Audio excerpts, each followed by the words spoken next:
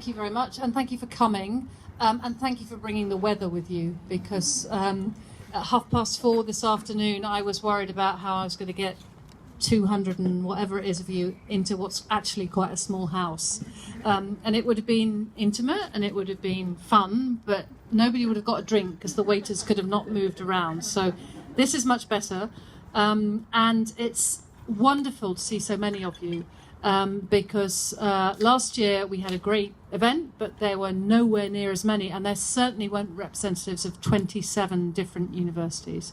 And I am really proud of what the United Kingdom continues to offer in terms of higher education.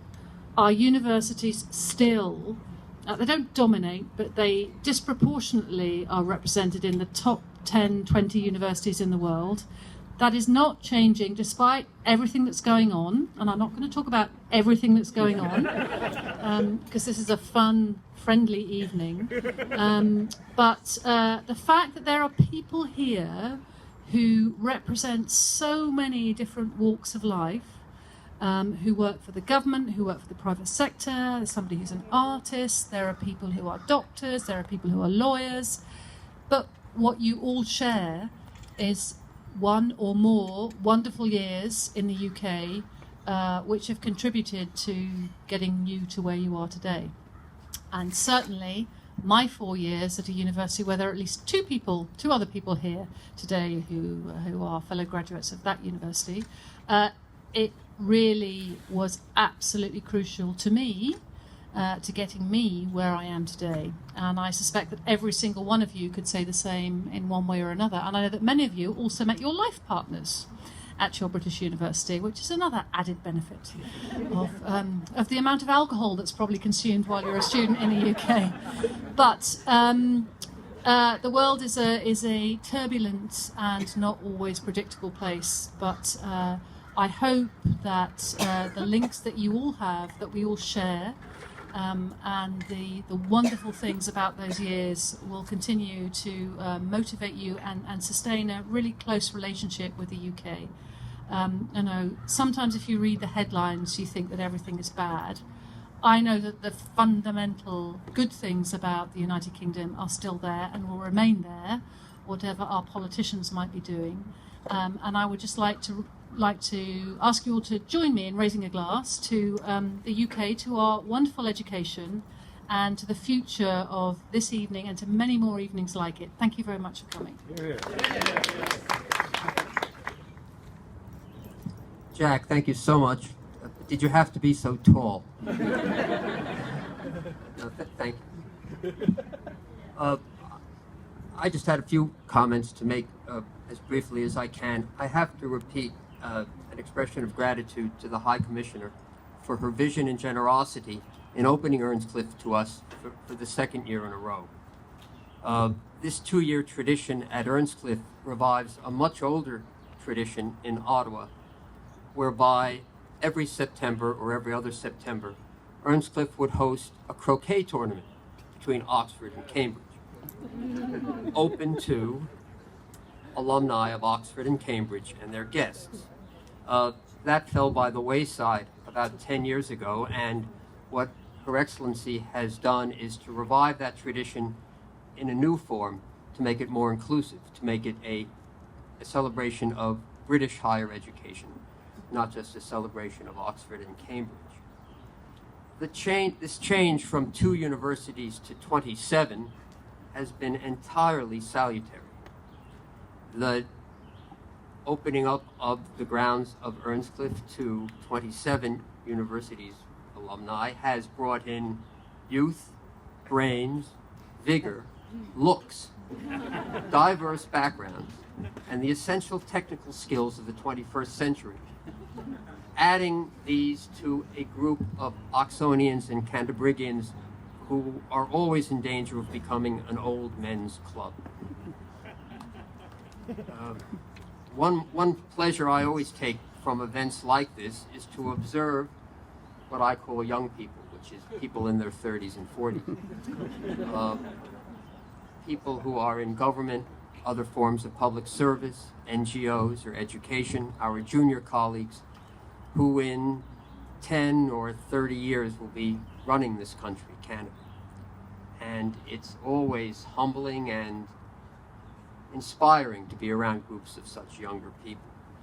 And this is all, you know, a byproduct of opening up Earnscliffe as a Britain-wide, you know, celebration. Now, on the subject of governmental leadership, I did have a couple of sour comments to make. Her Excellency's, you know, former comments notwithstanding. I think it's fair to say that many people here are worried for the future of our beloved United Kingdom. We're not sure how this Brexit maneuver will be executed and whether the United Kingdom will remain as the UK when it comes out on the other side of it. Our fears are compounded somewhat by a lack of confidence in current upper-level governmental leadership. Speaking as an American, I'm getting tired of this. And I think the problem, I would include the Labour Party as well as the Conservative Party in this problem. Now, I'll speak for 2 more minutes, and I'd like to put a remarkable fact on the table for us to examine briefly. Do you know that in the past 75 years, every British Prime Minister has been a graduate of Oxford University, with the exception of 3. Gordon Brown was at Edinburgh, and John Major and James Callaghan didn't go to university. And everybody else, Labour and Tory, starting with Attlee, was an Oxford person. Now, I think it's obvious that this hasn't been good.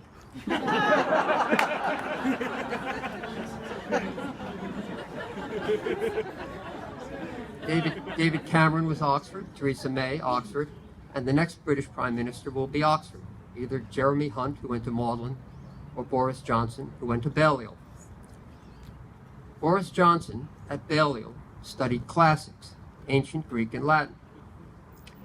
I was at Balliol 10 years before Boris Johnson, and I studied ancient Greek and Latin.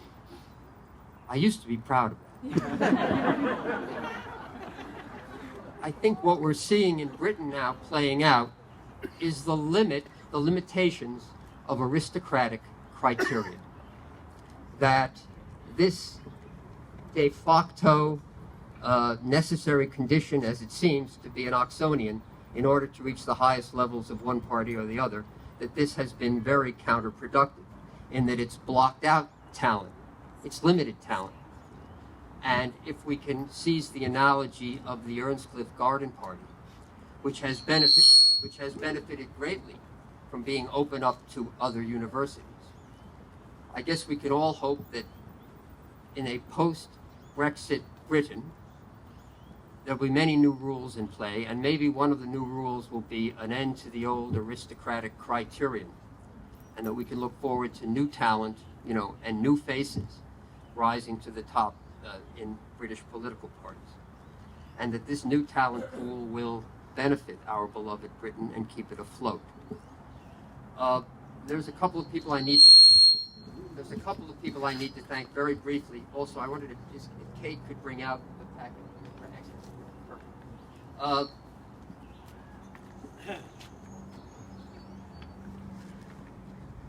Really, I can't let you go without myself repeating our thanks to Harry Corrin. Very wisely, Jack and others have beat me to it. But Harry is the secretary of the Oxford Society of Ottawa and has been working on this event since February. And it was Harry's vision and energy 2 years ago that saw that this could be possible, that the old garden party could possibly be revived on the grounds of Earnscliffe. Also, Akash Maharaj, Vice President of the Oxford Society of Ottawa, and John Price, Executive Committee member, put in a lot of long hours, respectively, on publicity and clerical duties, which helped to make today possible.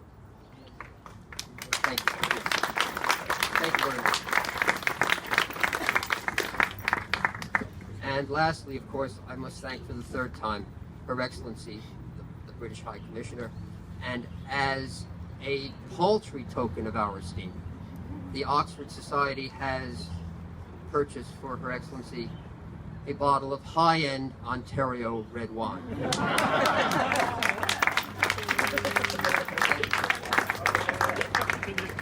We're hoping that this will help her remember for a few minutes her high-end friends in Ontario.